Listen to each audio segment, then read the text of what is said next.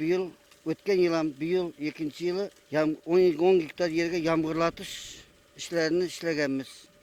Buna şu yağmurlatışın neticeleri yaxşı. Ötken yıl 70 sentinerde aldım. Bu yıl Xudo kalası 100 sentinerde alış niyetim var Xudo kalası. Sudan ham ekonom. Buna yağmurlatışımız havuzga yamagan yerde o vakitlarda salıp bunu sudan yiberemiz. Bu yıl 100 sentinerde alış niyetim var Xudo kalası. Bu yıl 46 hektar paxta rejemiz var. 22 hektar buğday, 50 hektar oruqluq esir.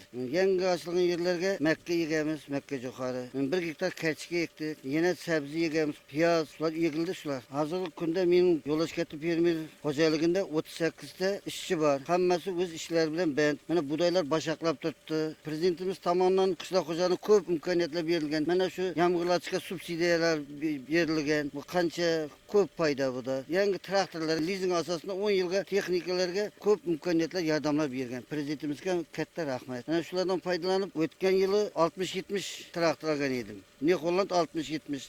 Keyin 4,5 metrlik lazer. Bu yıl mene 10 kun oldu. Yegişke aldık. Laval 1654 yangi texnika aldım. Sörüm texnikası. Buday paxta yekişke turistski selka aldı selka. Eski texnikalar kalıp yangi texnikalarga o'tdik. Zamanımız kalmaz. Zamanaviy hammasi texnikalar. Şu bu yılғы mol hasıl yetiştirishga hasıldı. Budaydı 100 sentinlerden paxtani 50-60 sentinlerden alışga Xudo kalasa hareket etemiz. Şu yıldagi tecrübeleri aşıp barıvatı yıldan yılga.